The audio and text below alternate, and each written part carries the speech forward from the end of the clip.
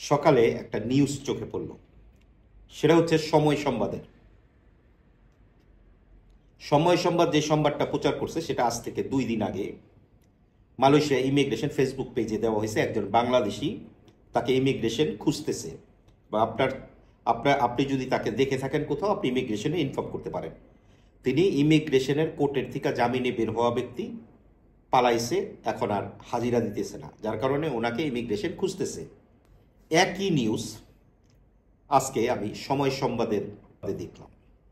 কথা হচ্ছে মালয়েশিয়াতে অনেক ঘটনা ঘটতেছে বাংলাদেশিদের নিয়ে। অনেক বাংলাদেশি প্রতারিত হইতেছে, অনেক বাংলাদেশি কলিংয়ে আইসা প্রতারণার শিকার হয়েছে। অনেক বাংলাদেশির এখন পর্যন্ত বিভিন্ন জায়গায় বেতন ক্লিয়ার করতেছে না, ঠিকভাবে বেতন পরিশোধ করতেছে না। যদি ডিটেনশন ক্যাম্পের কথা বলি, বিভিন্ন ডিটেনশন ক্যাম্পে মানুষ আছে যারা বাংলাদেশ দূতাবাস থেকে ট্রাভেল পারমিট কিংবা টিকিট দিতেছে না, দেশে যেতে পারতেছে না। এমন অনেক মানুষ আছে 1 মাস 1.5 মাস ধইরা জেলখানায় পয়সা রয়েছে, তাদের টিকিট ব্যবস্থা হইতেছে না, দেশেও যেতে পারতেছে না। এই বিষয়গুলি কিন্তু জরুরি বিষয়, এই বিষয়গুলি কিন্তু তারা তুলে ধরে না। মালয়েশিয়াতে বিভিন্ন সংবাদ মাধ্যমের লোক আছেন যারা সাংবাদিক, তারা কিন্তু এই বিষয়গুলি তুলে ধরে না। এরা ভয় পায়, কেন ভয় পায় সেটা আমার জানা নাই, কিংবা এদেরকে কেউ বাইধা রাখছে কিনা সেটাও আমার জানা নাই। দেখেন, আরেকটা বিষয় যদি বলি যে এটা ওনারা বলতে পারে, সেটা হইতেছে পাসপোর্ট। পাসপোর্ট একটা বিশাল সমস্যা। আপনি 5 বছরের জন্য একটা পাসপোর্ট বানাইলেন, আপনি ভিসা রিনিউ করতে পারবেন মাত্র 3 বছর। তারপরে কিন্তু আপনার আবার নতুন করে পাসপোর্ট বানাইতে হবে। কেন বানাইতে হবে নতুন করে পাসপোর্ট? কারণ আপনার 18 মাসের মেয়াদ না থাকলে আপনি ভিসা লাগাইতে পারবেন না পাসপোর্টে।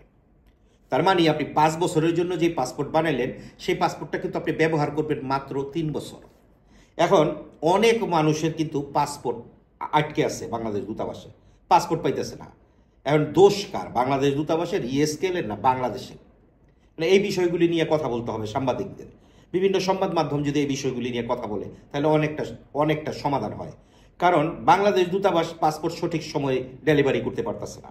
একজন ব্যক্তি দেখা যায় যে 4 মাস 5 মাস হয়ে গেছে, পাসপোর্ট হাতে পাইতেছে না। এই দায়ভার কে নিবে? এই মানুষগুলি ভিসা রিনিউ করবে, কারো ভিসা রিনিউ করবে, কেউ বা দেশে যাবে, কেউ বা বিভিন্ন ধরনের সমস্যায় সম্মুখীন হইতেছে, কিন্তু সমাধান কিন্তু হইতেছে না। এখন বাংলাদেশ থেকে যদি পাসপোর্ট ডেলিভারি দিতে দেরি হয়, সেটা সাংবাদিকরা আপনারা এইসব নিউজগুলি তুলে ধরেন। মালয়েশিয়ার সব থেকে বড় সমস্যা হইতেছে এগুলা, আমি আপনারা যেগুলা বললাম।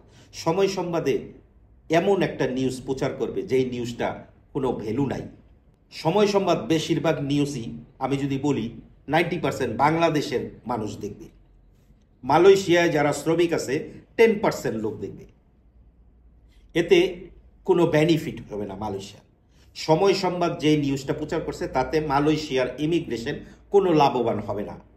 কারণ মালয়েশিয়ান ইমিগ্রেশনের পেজে, আমি যদি ভুল না বলি, তাদের পেজে 1.3 মিলিয়ন ফলোয়ার, তার মানে 13 লক্ষ ফলোয়ার। এবং এই 13 লক্ষ ফলোয়ারের কারো চোখে যদি এই ব্যক্তি পড়ে, কিংবা যারা এই ভিডিও দেখবে, এই ছবি দেখবে, তারা অবশ্যই ইমিগ্রেশনে কল করবে এবং হেল্প করবে। বাংলাদেশ থেকে কেউ এই ব্যক্তিরে খুঁজে পাবে না মালয়েশিয়ায়। কাজে সময় সংবাদের অন্য কোনো নিউজও প্রচার করতে পারত, যেগুলি বাংলাদেশিদের রিলেটেড উপকার হয়, যেগুলি করলে বাংলাদেশিদের উপকার হয় এবং বাংলাদেশ সরকারের চোখে পড়ে এমন কোনো নিউজ। ভালো থাকবেন।